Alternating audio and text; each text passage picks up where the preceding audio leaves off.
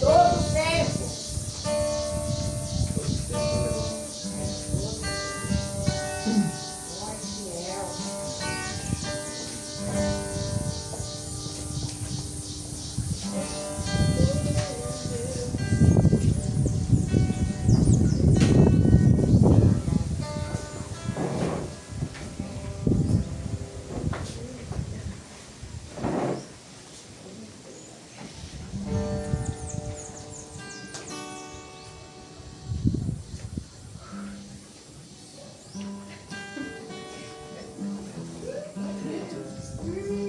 Pai Santo, te louvamos, te bendizemos por esse momento. No teu altar. Nós somos pó diante de ti, Senhor. Só o Senhor é Deus, só o Senhor que pode todas as coisas. Te louvamos, te bendizemos. Tudo que fizermos, Senhor, jamais chegaríamos a um milésimo daquilo que o Senhor já fez. Me entregou em nossas mãos. Muito obrigado, Pai, pela tua palavra que santifica a todos nós nesta terra. Muito obrigado, Pai. Obrigado pelo teu amor. Obrigado, Senhor, enviou a tua palavra para Senhor, completamente de tudo que era mortal. Nos entregou vida em abundância por meio de Cristo Jesus. Amém. Nós te adoramos.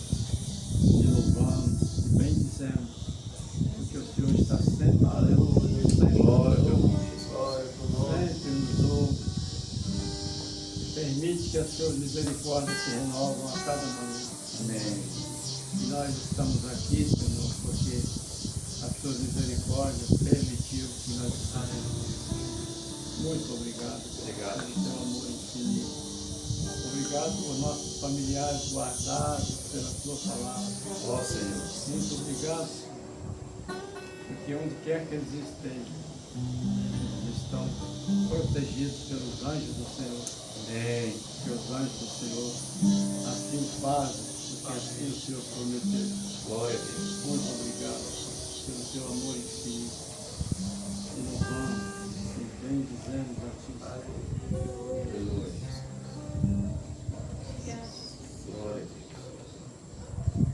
Jesus, quando estava naqueles momentos de aflição, nos últimos momentos na terra, estava orando com os discípulos, em determinado momento ele disse, em João 17:17, santifica-nos pela tua palavra, verdade. A tua palavra é a verdade. Santifica-nos pela tua verdade. Tua palavra é a verdade. Glória a Deus. Em outra palavra, diz que sem santificação ninguém verá a Deus. Quando nós falamos esta palavra, a gente costuma se auto-examinar e se distanciar dessa possibilidade de santificação. Mas o que nós precisamos entender definitivamente é que nós somos santos em Cristo. Não é por atributo ou por merecimento, não é por atitudes ou por ações da nossa parte que nós somos santos. Nós somos santos em Cristo Jesus. É Ele que nos santifica todos os dias. A nossa vida nessa terra, ela é uma peregrinação rumo à cidade celestial, como o filme O Peregrino. Nós estamos a caminho da cidade celestial. Existem caminhos que nos levam cada vez mais próximos da cidade celestial. Existem outros que nos fazem dar umas voltas. E essas voltas distanciam nosso foco, nosso objetivo, que é a cidade celestial. Mas nós temos toda a condição de viver aqui as condições que são vividas lá. Por Porque foi para isso que Jesus veio. Ele chegou para nós e disse, é chegado o reino de Deus. Se é chegado o reino de Deus, não vai chegar. O reino de Deus já está conosco. Porque o reino de Deus é justiça, paz e alegria. Nós podemos viver nessas três condições? Seguramente que sim. Nós podemos andar em justiça, sabendo que Ele é a nossa justiça. Nós podemos andar em paz, porque sabemos que Ele é a nossa paz. Nós podemos andar em alegria, porque nós somos salvos. E Ele nos libertou do império das trevas e nos transportou para o reino do Filho do seu amor.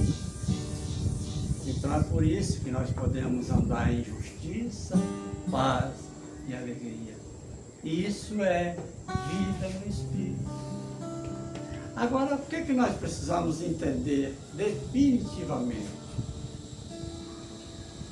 Nós meditamos, oramos, cantamos, vamos para a igreja, oramos em casa, estamos em sintonia com Deus, mas nós precisamos entender definitivamente que nós não temos vidas no plural.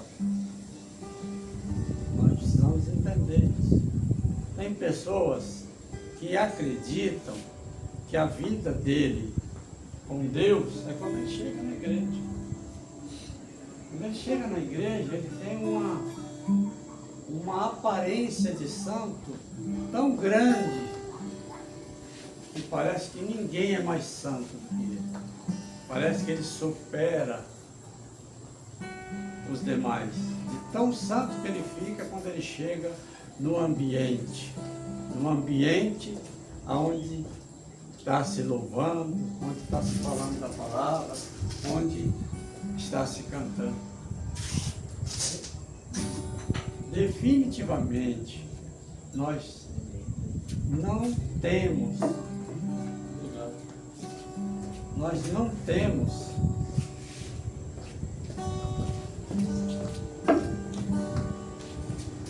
que viver dessa maneira. A gente precisa entender que nós temos a vida em Deus 24 horas por dia. Todas as vezes que eu tenho a oportunidade de falar, eu nunca deixo de lembrar disso. Não é possível ter vida em Deus oscilosamente. A vida em Deus precisa ser continuamente. Todos os momentos. Nós temos nossos momentos que a gente fala besteira, que a gente faz besteira, que a gente tropeça, de vez em quando cai. Nós temos esses momentos, porque nós somos humanos.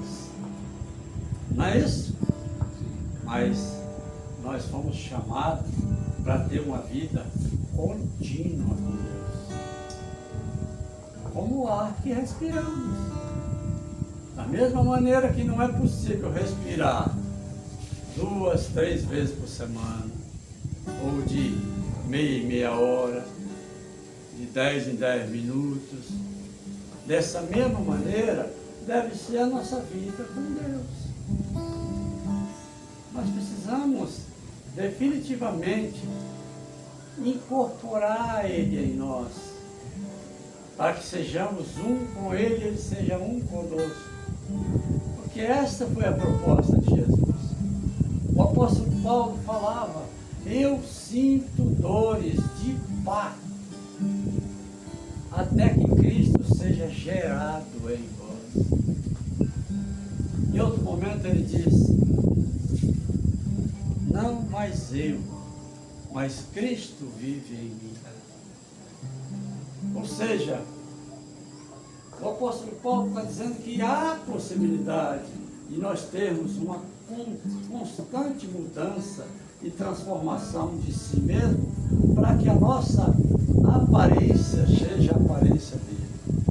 No momento que qualquer pessoa olhar para nós, em qualquer momento, em qualquer lugar,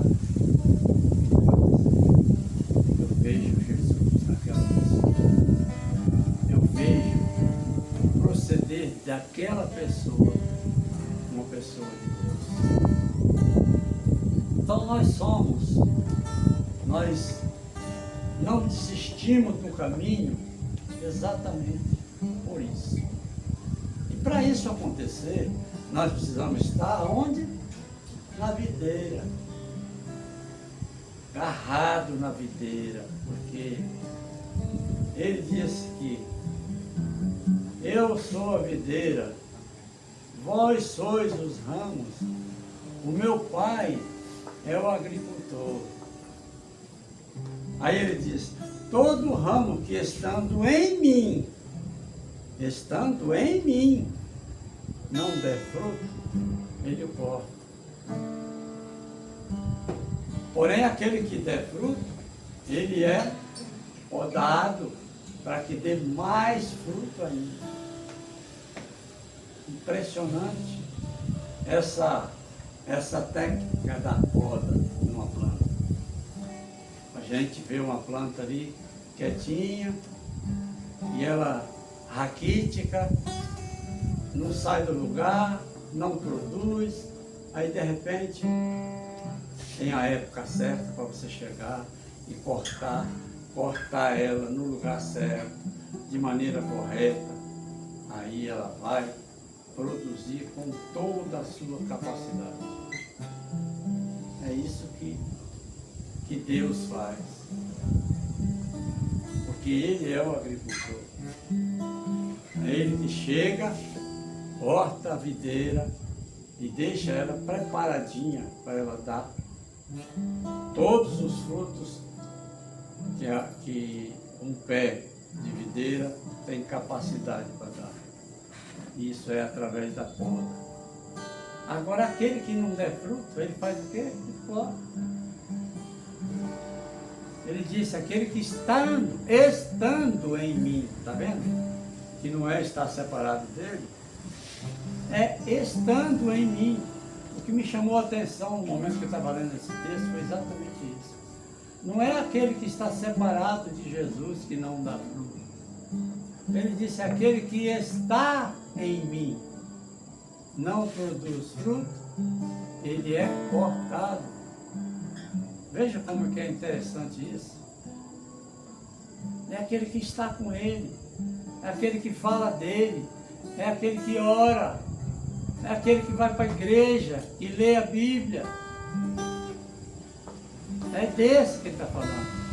Aquele que está em mim e não der fruto, ele é cortado. É forte isso para nós. É forte porque no momento que eu vi isso, eu vesti a carapuça. Meu Deus, é isso aí. Aquele que está em mim não der fruto, é cortado. Agora,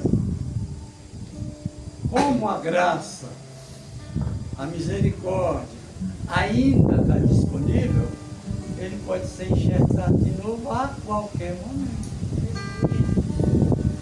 A qualquer momento pode ser novamente enxertado na videira. Porque nós não somos ramos originais, nós somos ramos enxertados na videira. Quem são os ramos originais? O povo hebreu, o povo escolhido, Israel. Eles são o povo da videira original. Aquele que Jesus veio por eles, veio para os seus, e os seus não o receberam. Mas todos aqueles que o receberam, deu-lhes o poder de se tornarem filhos de Deus. Nós podemos ser cortados da videira a qualquer momento, mas a graça ainda existe para que nós sejamos novamente enxertados. Mas vai chegar o momento que essa graça é o momento do juízo. Eu fiquei feliz esses dias, quando eu estava lendo João, capítulo 5. João, capítulo 5, versículo 24. Olha que coisa maravilhosa.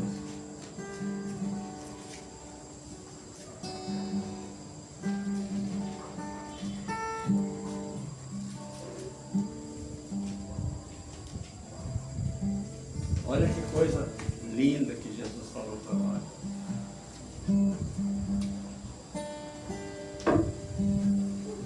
Em verdade vos asseguro, quem ouve a minha palavra e crê naquele que me enviou, tem a vida eterna. Ó, não terá vida eterna. Tem a vida eterna. Olha a promessa. Não entra em juízo, mas passou da morte para a vida.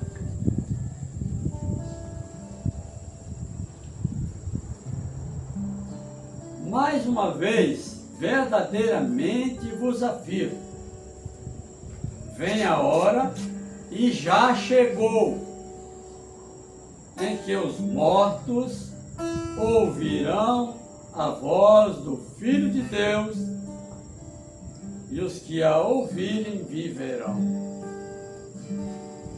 Esse morto que Jesus está falando aqui, não é o morto que foi para o cemitério, não. É aquele morto que estava carregando o caixão do morto. É desse morto que ele está falando. Existe uma outra passagem que ele fala que aqueles que foram para o cemitério também ressurgirão. Mas essa fala dele aqui, ele está falando do morto que estava carregando o caixão. Daquele que ele disse, que o jovem disse para ele, Senhor, permita que eu vá enterrar meu pai.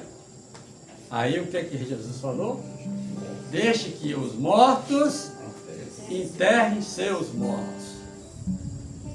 Então o morto que ele está dizendo aqui é o morto que está carregando o caixão. Então ele falou, olha, esse morto uma hora vai me ouvir e será salvo quando ele me ouvir. Mais uma vez, verdadeiramente vos afirmo, vem a hora, e já chegou, em que os mortos ouvirão a voz do Filho de Deus, e os que a ouvirem viverão. Pois assim como o Pai tem a vida em si mesmo, igualmente outorgou ao Filho ter vida em si mesmo. E também lhes deu autoridade para executar julgamento, porque é o Filho do homem.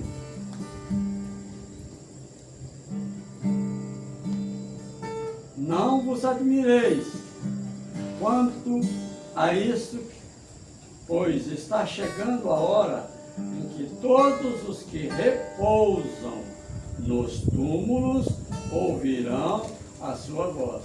Aqui ele já está dizendo aqueles que estão lá nos túmulos, aquele que foi para o cemitério. Esse daí também ouvirão a sua voz. Esse daí ouvirão a sua voz, porque eles não participaram da salvação. Não é aquele que morre hoje, não, que Jesus já foi há 2000 anos atrás, mas aqueles que tinham morrido até a chegada dele. Aqueles que morreram antes dele chegar, esses vão ouvir.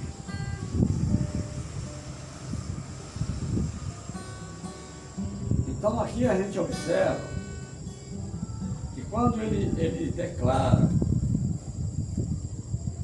que o o pressuposto básico para a salvação e a vida é ouvir a voz dele através da sua palavra. Ele começou dizendo no 17:17, santifica-os na verdade, a tua palavra é a verdade. Santifica-os. Se essa palavra que nós pegamos diariamente, nos alimentamos nela todos os dias, se essa palavra nos dá vida, a gente se garante com essa palavra, então essa promessa é para nós. Ela é completamente para nós.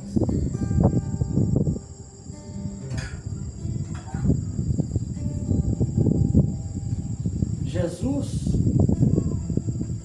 quando ele se deparava com situações onde as pessoas não davam crédito que ele era o Cristo, que ele era o Filho de Deus, e ele deixava que o Espírito Santo fizesse o papel dele, porque não é possível, com palavras persuasivas, convencer ninguém. O apóstolo Paulo disse isso. Eu não fui a vós por meio de palavras persuasivas. Eu fui a vós com demonstração de Espírito e poder. Então, quando o apóstolo disse isso, e quando Jesus fazia os prodígios, ele estava dando àquelas pessoas a oportunidade de perceber o momento da visitação que estavam tendo. Ai de vós, Jerusalém, que não identificaram o momento da sua visitação. Ai de vós, Jerusalém, que até hoje estão aguardando o Messias. Infelizmente, muitos deles já o reconhecem, mas tem muitos que estão aguardando o Messias. Quando o Messias chegar, que para nós vai ser pela segunda vez, eles vão achar que é a primeira. Esses que estão aguardando vão achar que o Messias está chegando. Mas na hora que eles verem os cravos nas mãos, os furos dos cravos, na hora que eles verem, porque Jesus, ele mantém esses sinais, porque esses sinais são mostrados sempre. Esses sinais sempre é mostrado. No reino do céu, no momento de adoração, ele apresenta aonde foi as suas chagas. A chaga lateral, os furos, nos pés, nas mãos. Então, essa marca, ele não apagou. Mesmo após ter recebido o seu corpo de volta, o corpo de glória que sempre foi dele, mesmo depois que se apossou novamente daquele corpo glorificado, as marcas dos cravos continuam. E quando Israel, aqueles que estão aguardando a vinda do Messias há 6.000 anos, estão aguardando há 6.000 anos, quando eles verem os cravos nas mãos daquele que já veio, eles rejeitaram. Imagina a decepção, imagina a frustração de terem perdido milênios de adoração ao verdadeiro Messias que já esteve conosco. Ao invés de estar proclamando a vinda do Messias, Maranata, Maranata, como se ele estivesse ainda para vir. Nós aguardamos, nos momentos que nós enxergarmos ele chegando, nós podemos abrir os braços e abrir um sorriso grandioso para falar: chegou ele novamente. Glória a Deus. Eu posso vê-lo novamente. Agora eu posso contemplá-lo face a face. Porque até aqui eu me submeti à palavra dele. E eu recebi pela palavra. Mas agora eu vou ver face a face. Porque aos servos é concedido verem as obras do Senhor. Mas aos filhos verão a sua glória, a sua maravilhosa glória. É o que ele fala no Salmo 90, versículo 16.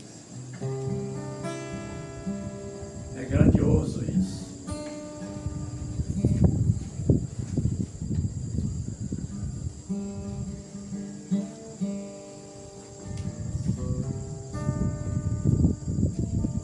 Vamos ver aqui em Atos dos Apóstolos, capítulo 2.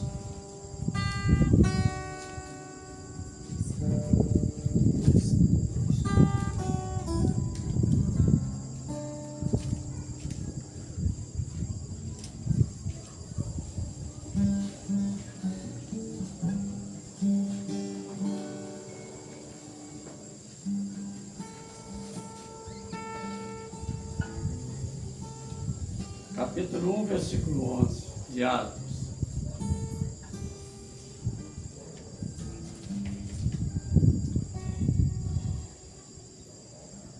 Não, vamos ler a partir do versículo 9. Tendo dito essas palavras, foi Jesus elevado às alturas. Enquanto eles o contemplavam, até que uma nuvem o encobriu da vista deles. E aconteceu que, estando eles com os olhos fixos no céu, enquanto ele subia, surgiram junto deles 2 homens vestidos de branco, que lhes comunicaram: homens galileus, por que estáis contemplando as alturas? Este Jesus que dentre vós foi elevado ao céu, retornará do mesmo modo como viste subir. Todos verão, todos contemplarão esse momento. O momento que ele vai chegar no mundo. Toda a terra vai contemplar esse momento. Glória a Deus. Para desespero de alguns e para alegria de outros. Alguns vão ficar em desespero, porque nunca deram crédito. Quando os escolhidos disseram: olha, ele vai vir, ele está voltando, ele vai chegar, ele vai chegar. Se prepara, fica atento, pode ser a qualquer momento, você não sabe quando vai ser. Inclusive você. Para aqueles que já se foram, para eles Jesus já chegou. Já voltou para eles. Para nós que aguardamos, que é assim que vai acontecer, ele vai ser visto nas alturas. De repente, para nenhum de nós aqui vai ter essa oportunidade de ver nas alturas. Podemos ver, porque pode acontecer de hoje para amanhã. Pode acontecer amanhã, pode acontecer em qualquer momento. Porque ele não determinou o horário, ele falou que vai ser como um ladrão, que vai chegar. Da mesma maneira que nós não temos a mínima noção do momento que vai acontecer, a única regra que ele deixou para que isso aconteça foi Mateus 24. O Evangelho do Reino precisa ser pregado a todas as nações da terra. Depois que o Evangelho do Reino for pregado a todas as nações da terra, então virá o fim. E então ele chegará. Essa foi um código que ele deixou para a gente interpretar. Mas eu tenho certeza que o Evangelho do Reino ainda não chegou a todas as nações da terra. Não chegou. Então, por isso, a gente pode saber que ele não está vindo de hoje para amanhã. Agora tem um detalhe. De hoje para amanhã você pode ir. Eu posso ir. Você, Núbia, Aílio, Thiago, Ângela. Qualquer um de nós. Podemos não abrir os olhos amanhã cedo. Oh, Núbia. Núbia já foi para a glória. Oh, glória a Deus. Pode ser com qualquer um de nós. Então virá o fim. Para você, Jesus já voltou. Para aqueles que já foram, Jesus já veio. Porque ele disse que imediatamente após a sua morte, o juízo, no nosso caso, o juízo que nós passaremos será um juízo para receber a coroa da justiça, o galardão que ele nos prometeu. Porque juízo de perdição e salvação nós não passaremos. Ele garantiu isso em João 5. Aquele que crê em mim não passará por juízo. Não passará. Nós não passaremos por juízo. Nós não seremos julgados por Deus a respeito da salvação.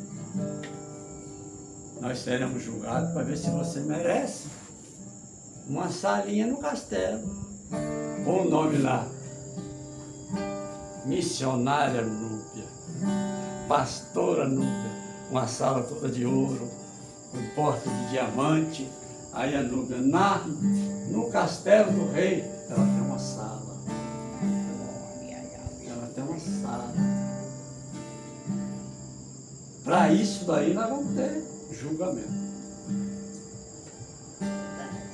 Porque o reino de Deus é conquistado à força. O reino de Deus, para entrar nele, nós temos que fazer muito esforço.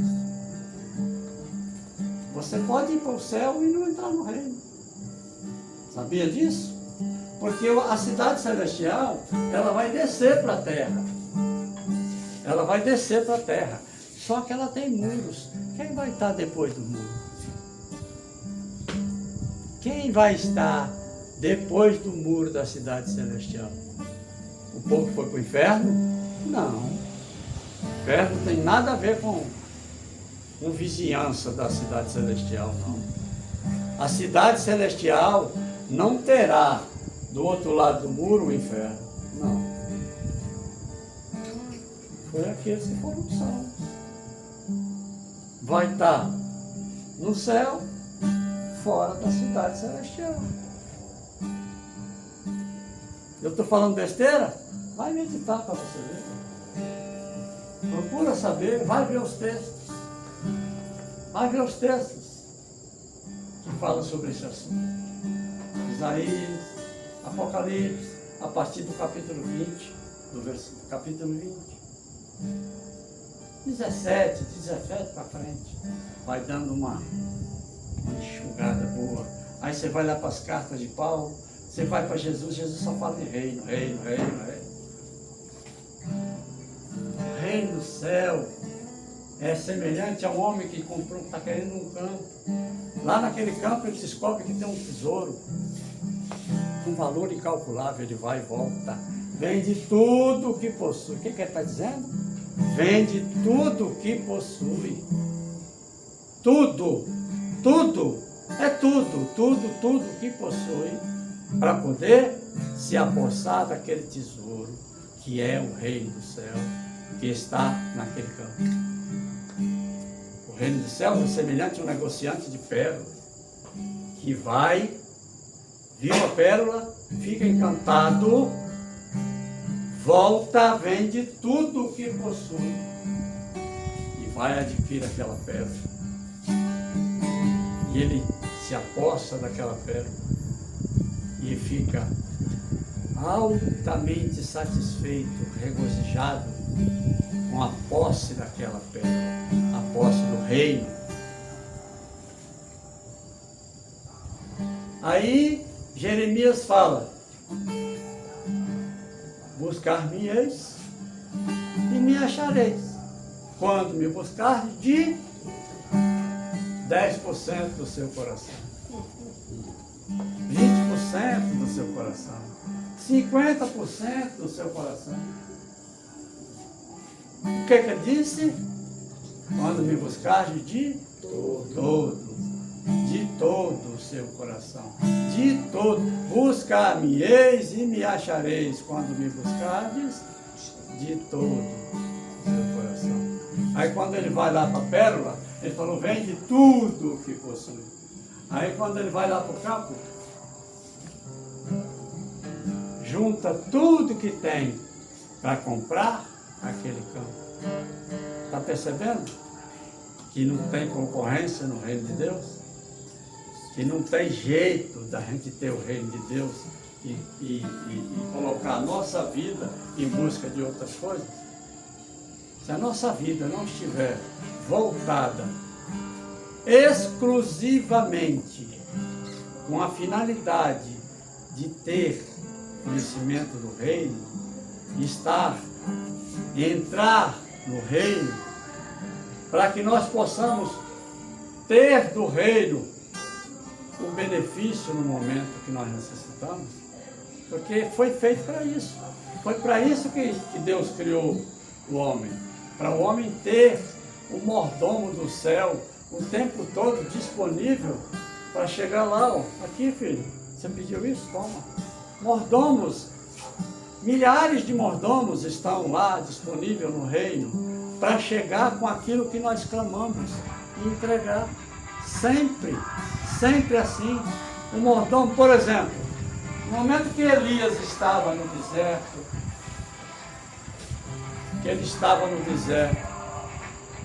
e que estava com fome, que apareceu pão quentinho para ele. Da onde foi feito aquele pão? Quem foi que fez aquele pão? O pão quentinho que chegou para Elias naquele momento que ele estava com fome, que tinha fugido de Israel, Jerusalém ou Judá, não sei exatamente a cidade, correndo do rei Acabe. E ele começou a passar dificuldade e de repente ele olha um pão quentinho, feito para ele. Os mordomos do céu que providenciaram. Jesus, quando ele veio falar de reino, que veio restituir aquilo que Adão perdeu, lá no começo, que Deus vinha bater papo com Adão na viração do dia, todos os dias. Quando Jesus veio, ele veio trazer de volta essa possibilidade para nós. Só que aí, como nós tivemos um caminho muito distante dessa realidade, nós precisamos voltar por ele. Esse caminho, às vezes, não é num piscar de olhos. Às vezes a gente leva anos para andar de volta, aonde a gente andou fora do caminho, para chegar naquele ponto aonde nós teremos os mordomos do céu nos servindo. Porque a realidade que Adão tinha lá no princípio, todos os benefícios, toda a disponibilidade do reino, servindo ele na terra, voltou tudo com Jesus. Voltou tudo. Adão passou a ter a mesma condição. Quando Adão caiu, juntamente com Eva, eles receberam uma maldição. A mulher, sendo tiradores de parto, você será submissa a seu marido, Tudo isso daí foi uma maldição que foi estabelecida por causa do pecado. Adão, do suor do teu rosto comerás, você vai ter que trabalhar para comer. Essa maldição acabou em Cristo Jesus. Ela durou até ele chegar. Sabia disso, que nós não estamos mais debaixo dessa maldição? Aquela maldição lá do começo, hoje eu posso comer do suor do meu rosto, se eu não tiver fé, porque se eu tiver fé eu posso comer sem suor do meu rosto. Porque a palavra diz isso. A palavra nos garante que aos seus amados Ele o dá enquanto dorme. Aos seus amados Ele o dá enquanto dorme. Se é enquanto dorme, então quer dizer que a fadiga não é para mim. Fadiga não é para mim. A fadiga é para aquele que não conhece Ele, aquele que não tem intimidade com Ele.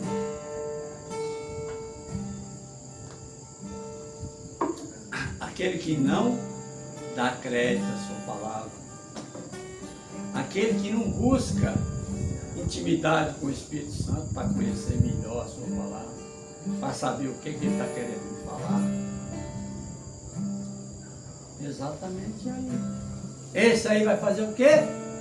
No suor do teu rosto. Você vai trabalhar para depois trazer na bandeja para Núbia, para Rio, para Devani. No suor do teu rosto você vai trabalhar para trazer na bandeja para nós que temos Ele como nosso Aleluia. Glória a Deus. Nosso amado. Então, quando a gente se depara com as palavras desse tipo, a gente tem posicionamentos que podem ser tomados. Ou a gente se posiciona nessa verdade, porque essa verdade vai nos santificar, porque é pela palavra que nós somos santificados. Ou a gente simplesmente se comporta como aqueles que só querem dizer nas paralamas de caminhão: não sou o dono do mundo, mas sou filho do dono. Você vê isso, muitos paralamas de caminhão, você vê isso. Vidro de carro, tem muitos vidros de carro aí que você vê escrito: não sou filho, não sou o dono do mundo, mas sou filho do dono. Outros colocam assim no carro: propriedade exclusiva de Jesus. Pede uma carona para te levar em casa. Para ver se ele vai te levar em casa. Pô, mas não é de Jesus? Será que Jesus me negaria uma carona para o Santa Luz? Não, eu não posso, porque eu tenho um compromisso com a minha filha, eu vou levá-la para comer uma pizza, então eu não posso te levar não. Procura outra aí. Propriedade exclusiva de Jesus, o carro dele.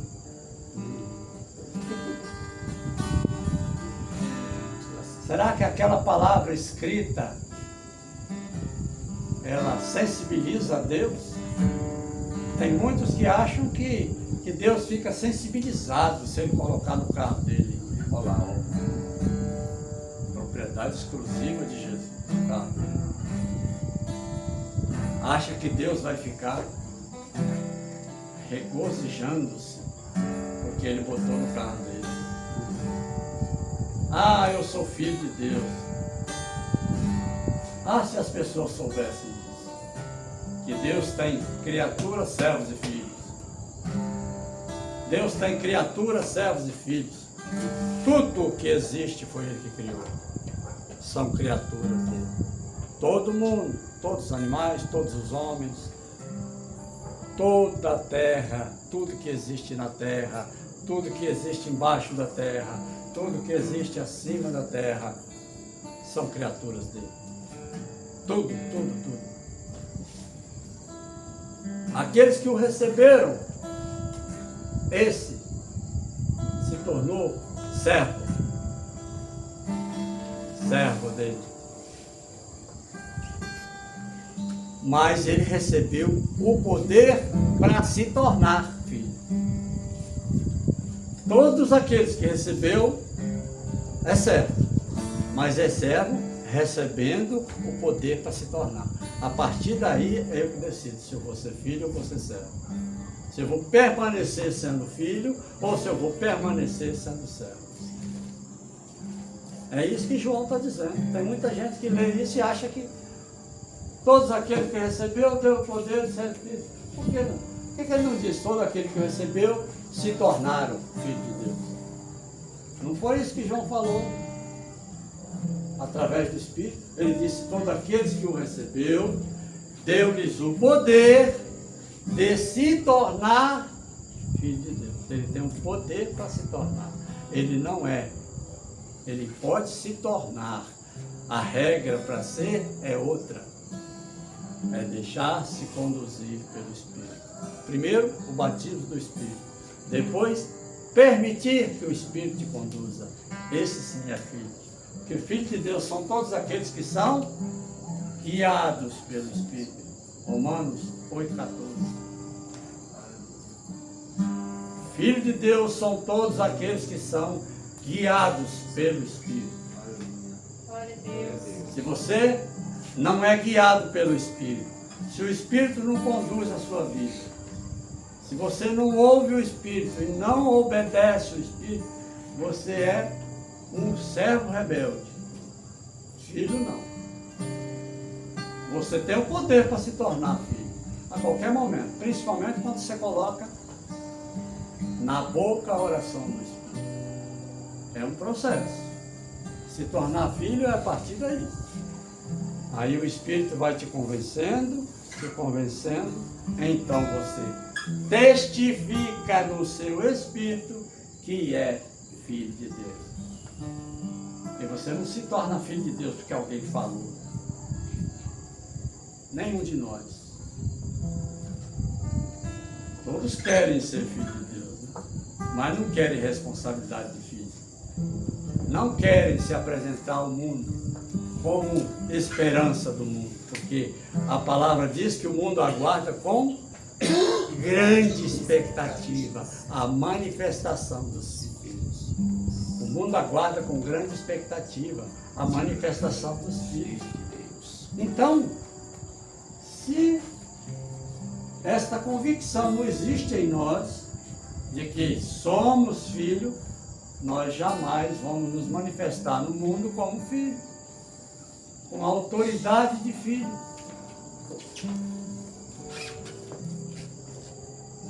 Não é fácil entender essas coisas quando a gente não se dedica para buscar, para compreender. A palavra de Deus, os grandes tesouros da palavra não estão na superfície. Às vezes é preciso cavar muito fundo para descobrir uma pepita. E essa pepita às vezes muda toda a nossa história, todo o nosso rumo de vida, quando você compreende aquela palavra, quando aquela palavra é revelada no seu espírito, no seu íntimo, quando você recebe e tem certeza que nada mudaria aquilo que você entendeu daquela palavra. Quando a gente testifica isso, nada no mundo tem o poder de contradizer aquilo que você entendeu. Ninguém tem a capacidade de neutralizar uma palavra recebida quando ela é revelada. Ninguém tem essa capacidade.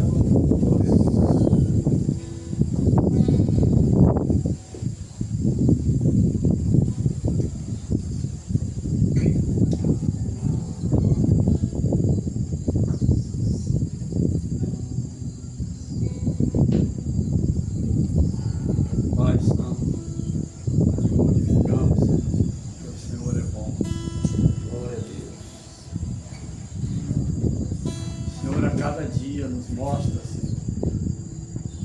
que quanto mais nós entendemos, mais distante nós estamos da plenitude daquilo que o Senhor é. Nós passaremos milênios na eternidade e não vamos conhecer o Senhor. na totalidade. Porque o Senhor é grande a tal ponto que nós não teremos condições de conhecer o íntimo do Senhor na sua plenitude nunca, Pai. É, Deus. Muito obrigado por permitir que nós estejamos neste caminho. Aleluia, Jesus. Obrigado, Senhor, porque o Senhor nos guarda de nós mesmos muitas das vezes. Muitas das vezes nós desviamos do caminho, mas o Senhor, com todo amor, com toda paciência, nos convence e nos livra das ciladas do maligno. Muito obrigado, Pai, pelo dom da vida que está conosco. Obrigado, Deus. Nós reconhecemos, Senhor, eu particularmente reconheço que sou um milagre nessa terra. Aleluia, Deus. Oh, Pai, gente com uma condição de saúde muitas vezes melhor que a minha, Ó Senhor. já não está mais aqui entre nós. Oh Jesus.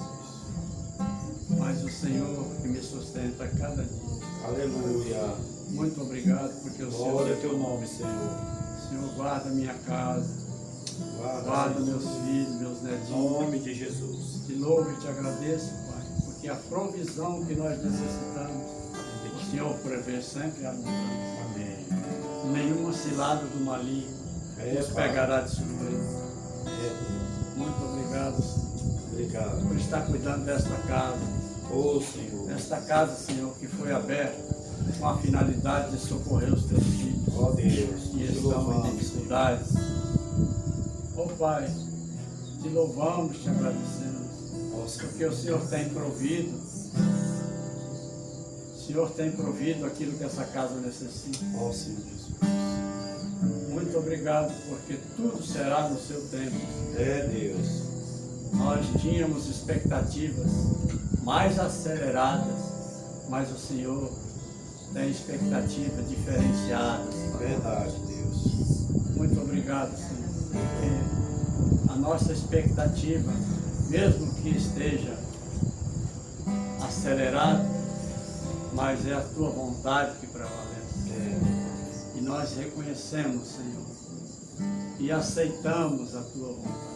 Ó Deus. Muito obrigado por estar conosco, por estar trazendo para essa casa a provisão do dia a dia, por estar suprindo as necessidades de aluguel, Glória de a Deus. energia, todas as necessidades que essa casa tem, Pai. Muito obrigado. Obrigado, Senhor. Coloca no nosso coração o desejo de a cada dia estar tendo habilidades para ganhar muito dinheiro para suprir essa casa. Oh Jesus. Nós rogamos a Ti, Deus. Muito obrigado. Rogamos, Senhor. Mas enquanto nós não temos, o Oh, Senhor Deus, continua quem trazendo. Continua trazendo. É, Senhor. Porque nós sabemos que tudo vem de Ti. Oh Deus querido. Nada podemos. É Deus. O Nada Senhor não vier. podemos fazer sem o Senhor. Te louvamos, te agradecemos. Ó Pai. Porque o Senhor é bom e estará com os teus olhos voltados para este projeto, para esta casa. Muito obrigado, Pai. Obrigado, Senhor. Te agradecemos por essa noite, pelo dia que tivemos, É, Pai. pelo resto de noite que virá. Ó Senhor. Guarda-nos, Senhor. guarda-nos, Pai. Em nome de Jesus.